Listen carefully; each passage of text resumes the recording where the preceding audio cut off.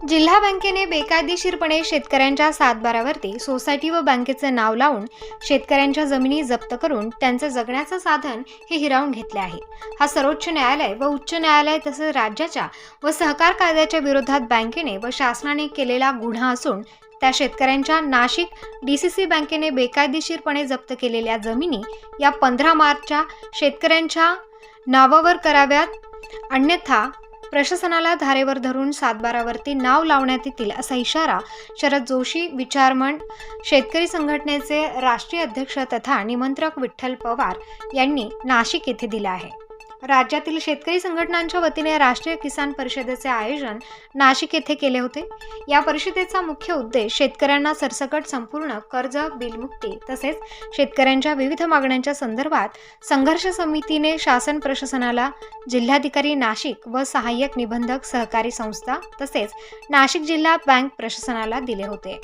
त्यानिमित्ताने आज संघर्ष समितीच्या वतीने परिषदेचे आयोजन केले होते।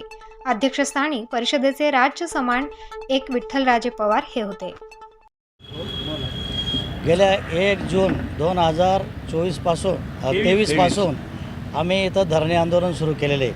नाशिक जिल्हा बँकेच्या जमिनी जप्तीच्या विरोधात हे आंदोलन सुरू झालेले, कारण त्यांनी 533 शेतकऱ्यांच्या जमिनी नावं हटवून आणि बँकेचं सहकारी विविध कार्यकारी सोसायटीचं नाव लावलेले। आम्ही अनेक मंत्र्यांना, मुख्यमंत्र्यांना, अनेक विधानसभेचे अध्यक्ष असतील, झिरवळ साहेब असतील, मुख्यमंत्री उपमुख्यमंत्री यांना निवेदनं देऊन झाले। गेले 9 महिने होत आले आंदोलनाला, परंतु अजून काही विलाज निघत नाही, तोडगा निघत नाही। आता मागच्या हप्त्यामध्ये आम्ही अनास्कर साहेब राज्य बँकेच्या प्रशासक म्हणून त्यांना आम्ही निवेदन दिलं आणि त्यांची आमची 1.5 तासाची चांगली चर्चा झाली। आम्ही आता ही जी काही नाशिक जिल्हा बँक आहे ही MEC बँकेच्या नियंत्रणाखाली, म्हणजे त्यांच्या 2 अधिकाऱ्यांच्या या बँकेवर नियंत्रण असावं असं आमचं आता त्यांना उद्याच्या मोर्चामध्ये आम्ही निवेदन देणार आहे। उद्या आता आमचा अंत पाहायचं काम झालं।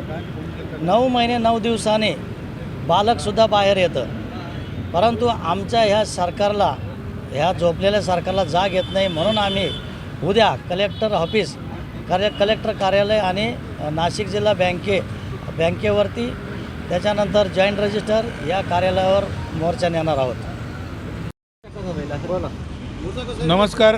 नमस्कार, मी विठ्ठल पवार राजे, राष्ट्रीय अध्यक्ष शरद जोशी विचारमंच शेतकरी संघटना। नाशिक जिल्ह्यासह महाराष्ट्र राज्यातील अनेक शेतकऱ्यांना जिल्हा बँका असतील किंवा इतर बँकांनी क्रॉप लोन किंवा इतर शेती कर्जाच्या संबंधामध्ये प्रचंड मोठ्या प्रमाणात लुटलेलं आहे। गोरगरीब शेतकऱ्यांच्या त्या ठिकाणी जमिनी जप्त करून त्या दंडांडग्यांच्या घशामध्ये घातलेला आहे। तोच प्रकार हा नाशिक जिल्ह्यामध्ये झाला आहे। ॲक्च्युली नाशिक जिल्ह्यातील छोट्या मोठ्या आदिवासी शेतकऱ्यांकडे छोटी कर्ज होती। पीक कर्ज असताना त्या शेतकऱ्याची शेती जप्त करता येत नाही। शेतकऱ्याकडे कितीही कर्ज थकीत असेल तरी त्याला पीक कर्ज दिलं पाहिजे, हे कायद्यामध्ये त्याची तरतूद आहे। असं असताना नाशिक जिल्ह्यातील आदिवासी आणि गोरगरीब शेतकऱ्यांना नाशिक जिल्ह्याच्या संचालक मंडळाने आणि शासन प्रशासनाने गंडा घालून 550 शेतकऱ्यांच्या जमिनी जप्त केल्यात।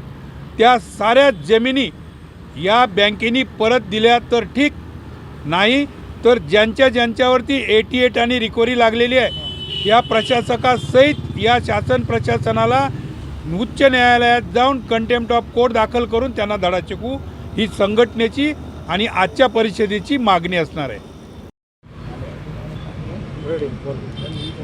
नाशिक जिल्हा मध्यवर्ती बँकेच्या 55,000 शेतकऱ्यांच्या थकबाकीची वसुली नाशिक जिल्हा मध्यवर्ती बँक सक्तीने वसूल करीत आहे व शेतकऱ्यांच्या 7/12 खाते उतार्यावर बँकेचे व विकास सहकारी संस्थेचं नाव लावत आहे। या विरोधात गेल्या 1 जून 2023 पासून नाशिक जिल्हाधिकारी कार्यालयासमोर आमचे धरणे आंदोलन सुरू आहे। मात्र राज्य शासनाने कोणतीही दखल घेतलेली नाही।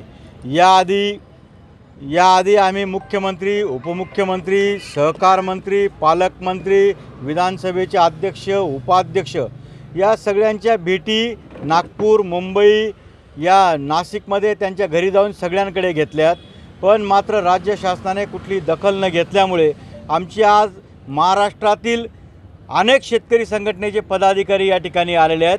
त्यांची आज परिसंवाद सभा आहे आणि आजची सभा झाल्यानंतर उद्या जिल्हाधिकारी कार्यालयावर भव्य मोर्चा या ठिकाणी नेण्यात येणार आहे आणि कलेक्टर महोदयांना आणि जिल्हा मध्यवर्ती बँकेच्या प्रशासकांना निवेदन देऊन आणि विभागीय सहनिबंधक यांना निवेदन देऊन आमच्या प्रश्न लवकरात लवकर सोडवावा अशा पद्धतीने या ठिकाणी मागणी केलेली आहे. या ठिकाणी मध्यंतरीच्या काळामध्ये विधानसभेचे उपाध्यक्ष नरहरी झिरवळ यांनी आमची MEC बँकेचे जे प्रशासक आहेत अनास्कर साहेब त्यांच्याशी एक बैठक घालून दिली. त्यानंतर सहकार सचिव संतोष पाटील साहेब यांची भेट घालून दिली. याच्यानंतर नागपूर येथे बैठक झाली, नंतर मुंबई येथे बैठक झाली, मुख्यमंत्र्यांबरोबर बैठक झाली. मात्र याच्यामध्ये कुठल्याही पद्धतीने हे निघत नाही. झिरवळ साहेब फक्त नाशिक जिल्ह्याचा एकमेव एक आमदार आहे. विधानसभेत सत्तेमध्ये असूनही, विधानसभेचे उपाध्यक्ष असूनही या ठिकाणी नाशिक जिल्ह्याच्या शेतकऱ्यांचे प्रश्न मार्गी लागावेत एवढ्यासाठी एकमेव उपाध्यक्ष साहेब प्रयत्न करत आहेत. त्यांना धन्यवाद दिले पाहिजेत. पण आमचा प्रश्न लवकरात लवकर मार्गी लागावा यासाठी शासनाने या ठिकाणी ताबडतोब काहीतरी निर्णय घ्यावा, अन्यथा या पुढचं आंदोलन अधिक तीव्र करावं लागेल अशी आजच्या या परिषदेच्या वतीने या ठिकाणी मी हे करतोय. प्रतिनिधी मोहसिन पठाण, स्टार न्यूज, नाशिक.